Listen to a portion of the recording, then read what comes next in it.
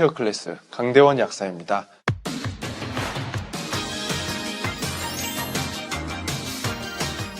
오늘은 지난 시간에 이어 다이어트 할 때 나타날 수 있는 변비 증상과 예방 방법, 그리고 변비에 도움을 줄 수 있는 건강기능식품에 대해서 준비했습니다. 다이어트 하면 먹는 것도 적을 텐데 왜 변비에 걸릴까? 라는 의문이 생기는 분들도 계실 것 같습니다. 다이어트를 해서 우리 몸이 다 건강해지는 게 아니라 무리한 다이어트를 할 경우에 여러 가지 부작용들이 나타날 수 있습니다. 아무래도 다이어트를 심하게 하면 영양 상태가 나빠지고 스트레스도 많이 받고 체력도 저하되다 보니까 여러 가지 형태로 증상이 나타나게 되는 건데요. 변비를 비롯해서 빈혈, 탈모, 위염, 생리불순, 피부노화, 골다공증 같은 증상이 나타날 수 있습니다. 다이어트 할 때 변비가 생기는 이유는 주로 식단 조절과 관련이 있는데요. 일단 아주 적게 먹으면 몸에 기운이 없으니까 우리 몸속의 장기들이 활동을 적게 하려고 합니다. 그러면 연동운동 능력이 약해지고요. 단백질 위주의 식단을 하게 되면 섬유질과 수분 섭취가 부족해지는데 이것도 변비를 일으키는 원인이 됩니다. 변비에 대해서 조금만 더 말씀을 드리겠습니다. 변비라는 것은 대장의 운동성이 떨어져서 배변 운동이 원활하지 않은 상태를 뜻합니다. 객관적인 지표로는 일주일에 한 번 또는 한 번도 변을 보지 못하거나 딱딱하고 굳은 변이 나오거나 피가 날 때 변비로 진단합니다. 이 기준이 모든 연령대에 해당되는 건 아니고요. 아기들 같은 경우는 하루에도 여러 번 변을 봐도 정상이고요. 서너 살 정도 되면 성인처럼 하루 한두 번의 배변을 보게 됩니다. 증상은 정의와 거의 비슷하다고 볼 수 있는데 복통이나 복부 팽만감, 단단한 변 때문에 겪는 항문의 통증이나 출혈 등이 있습니다. 변비는 기능성을 기준으로 구분할 때 크게 세 가지로 나누게 됩니다. 이완성, 직장형, 경련성인데요. 이 중에서 가장 일반적인 변비가 이완성 변비고요. 음식 섭취와 수분 섭취가 부족하거나 식사나 배변이 불규칙하거나 운동이 부족할 경우에 나타날 수 있습니다. 아무래도 음식이나 수분을 부적당하게 섭취할 때 걸리는 거다 보니까 다이어트와도 관련이 크겠죠. 다음 직장형 변비는 대장 마지막 부분인 직장이나 그 주변 근육에 문제가 생겼을 때 생깁니다. 이건 어떤 원인으로 발생한 건지를 찾아서 원인별로 치료를 하셔야 됩니다. 제일 좋은 방법은 외과에 가서 정확히 진단을 받는 게 좋습니다. 마지막으로 경련성 변비라는 게 있는데요.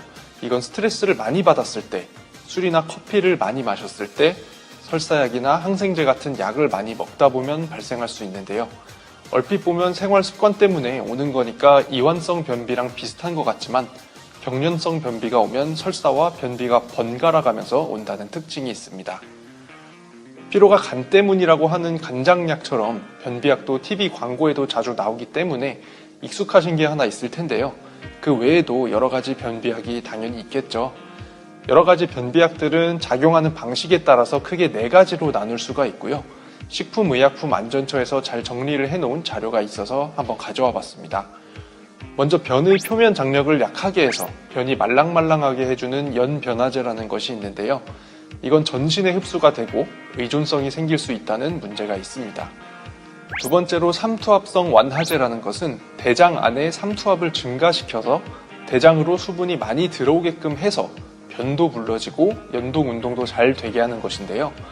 아무래도 삼투압을 이용하다 보니까 전해질 균형에 문제가 생길 수가 있습니다. 그래서 신장 기능이 떨어지는 분들이 드시기엔 적합하지 않습니다. 그 다음은 자극성 완화제라는 건데요. 이건 장의 점막과 대장을 움직이는 근육을 자극해서 배변 운동을 하게끔 만드는 약입니다. 이 자극성 완화제는 가장 빠르게 반응하기 때문에 센 변비약을 달라고 하면 주기도 하는데요. 그만큼 몸에도 부담이 되고 오래 먹기에는 적당하지 않습니다. 마지막으로 팽창성 완화제라는 게 있는데요. 장에서 수분을 흡수해서 변이 커지게 해서 배변이 원활하게 해줍니다. 이건 물리적으로 변이 커지게 해서 장을 자극하는 거라서 인체에 흡수되지 않고요. 다른 변비약에 비해서는 안전한 편입니다. 다른 건 처방을 받아야 살 수 있거나 약국에서만 살 수가 있는데요. 팽창성 완화제의 원료가 되는 차전자피는 건강기능식품으로 사용할 수가 있습니다. 소개시켜드린 여러 종류의 변비 치료제 중에서 비교적 안전하고 건강기능식품으로 사용할 수 있는 차전자피에 대해서 말씀을 드리겠습니다. 차전자피는 질경이 씨앗의 껍질입니다. 질경이의 다른 이름이 차전초인데 이것의 씨의 껍질이라는 뜻에서 차전자피라고 불립니다. 가을에 수확을 해서 씨의 껍질을 분리한 게 차전자피이고요. 그 안에 있는 씨 껍질을 제거하고 남은 알맹이 부분을 차전자라고 합니다. 차전자도 이뇨작용이 있어서 방광염 같은 질환을 치료하는 약재 재료로 사용되기도 합니다. 오늘 우리가 관심 있는 원료는 차전자피인데요. 식품의약품안전처에서 두 가지 기능성을 인정했습니다. 하나는 혈중 콜레스테롤을 개선한다는 거고요. 하나는 배변 활동을 원활하게 하는데 도움을 준다라는 것인데 콜레스테롤 개선을 위해서는 하루에 5,500mg을 복용하셔야 되고 배변 활동을 위해서는 3,900mg을 복용해야 합니다. 차전자피가 배변 활동을 원활하게 할 수 있는 이유는 물을 흡수하면 부피가 40배 정도나 늘어난다는 특징과 차전자피에 들어있는 식이섬유 때문입니다. 물을 만나면 부피가 거대해지면서 젤리 같은 고체로 변하게 돼서 변의 양을 늘려주기 때문에 물리적으로 대장을 자극해서 배변이 원활하게 이루어지도록 할 수 있습니다. 아까 다이어트 하시는 분들 중에 단백질 위주로 식사를 하셔서 식이섬유가 부족한 분들이 변비에 걸린다고 했는데요. 차전자피는 80%가 식이섬유로 되어 있어서 그런 분들이 드시기에 적합한 원료입니다. 차전자피에 들어있는 식이섬유 중에서 85%는 물에 녹지 않는 불용성 식이섬유인데요. 이것 때문에 물과 만났을 때 40배까지 팽창을 하게 되는 것이고요. 10에서 15%를 이루는 수용성 식이섬유는 변을 부드럽게 해주는 역할을 합니다. 수용성 식이섬유가 변을 부드럽게 해주는 건 점성이 생기기 때문인데요. 이 점성이 생긴 식이섬유가 장의 벽에 붙어서 콜레스테롤과 포도당의 흡수도 늦춰주기 때문에 우리 몸의 지방도 적게 쌓이게 됩니다. 게다가 식이섬유는 포만감을 빨리 느끼게 해주기 때문에 과식을 하지 않도록 해주는 효과도 있으니까요. 다이어트 하시는 분들에게는 일석삼조의 효과가 있다고 볼 수 있겠죠. 식이섬유의 효과에 대해서 알아봤으니까 차전자피를 실제로 사람이 복용했을 때 어떤 효과가 있는지 봐야겠죠. 2016년에 시행된 연구를 하나 가져와 봤는데요. 만성 변비 환자들에게 복합 식이섬유와 차전자피를 복용시키고 일주일에 대변을 몇 번이나 보는지 비교해 본 연구입니다. 연한 회색이 차전자피를 복용한 사람들이고요.